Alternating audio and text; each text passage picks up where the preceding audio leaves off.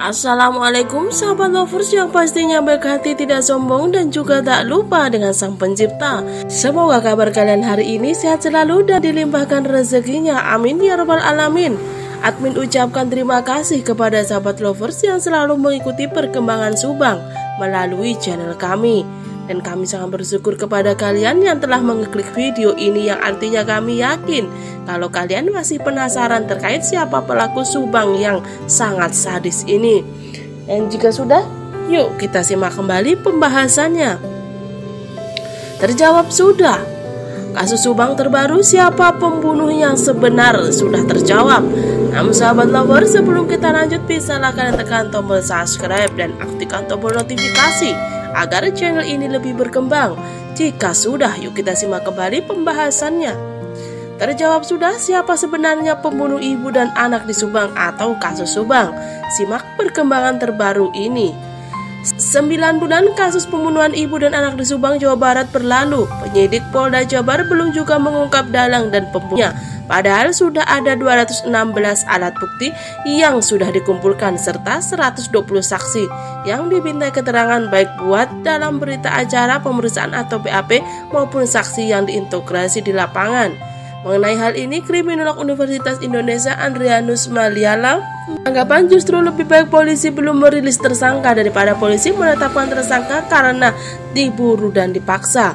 Itu berbahaya juga, ungkap Andrianus dikutip dari tayangan Buzzer yang diunggah di Liputan 9 Jumat 27 Mei 2022. Menurutnya kasus ini menarik karena korban dan kemungkinan pelaku bukan orang lain. Bukan tanpa alasan berpendapat demikian, karena menurutnya korban memiliki lingkungan pergaulan yang sebetulnya kecil, bukan pejabat, pengusaha besar, serta bukan orang yang memiliki sosial hitam. Dalam kata lain, lingkungan pergaulannya terbatas. Dapat diduga pelaku pun orang-orang di sekitar korban saja. Fakta lain yang memperkuat dugaan ini karena pelaku leluasa melakukan aksinya. Pelaku menguasai betul situasi, kemungkinan pernah ke sini, kemungkinan dikenal korban juga sehingga dia sangat familiar. Dia tahu di kanan kiri depan sangat sepi sehingga beranggapan tidak ada orang akan mendengarkan walaupun ada teriakan. Menurutnya waktu 6 jam yang dipakai pelaku kemungkinan dia bisa melakukan banyak hal dalam rangka menghilangkan jejak barang bukti. Dari keleluasaan itu sangat memungkinkan juga ada dugaan korban sempat dibawa ke dalam mobil lagi masuk lagi. Lalu kenapa kalau korban bukan orang lain polisi kesulitan menemukan link atau korban dan pelaku? Menurut Andrianus, kondisi ini justru yang membuat menarik saat ini. Karena biasanya kesulitan itu dialami ketika pelakunya random seperti orang yang kebetulan lewat atau musuh korban. Tapi di sini korban hanya ibu rumah tangga baik-baik yang sederhana.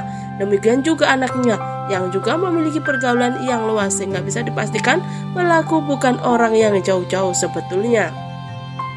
Kalau sampai sekarang polisi belum menemukan tersangka, Andrianus menduga penyebabnya karena kualitas pemeriksaan dokter forensik dalam rangka pemeriksaan menyebab kematian kapan dan hal lain yang tidak baik sehingga korban harus diotopsi ulang. Bahkan otopsi kedua itu menganulir pendapat dari otopsi pertama. Itu saja bisa memperlambat loh. Tadinya polisi berkesimpulan A, gara-gara kesimpulan matinya ternyata terpaksa berubah. Selain itu saat pertama polisi datang ke TKP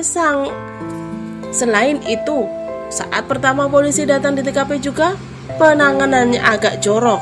Yang datang siapa saja, semuanya megang-megang, masuk ngacak-ngacak sehingga tidak jelas mana jejak pembunuh dan jejak polisi, ungkapnya. Menurut Andrianus, kasus ini bisa saja tidak dilakukan oleh orang profesional. Profesional dapat ditutupi dengan perencanaan yang matang, sekaligus punya waktu yang panjang dan waktu mengenang situasi sehingga dia bisa berbuat seperti seorang profesional. Dia tidak pernah membunuh dan tidak pernah punya riwayat itu.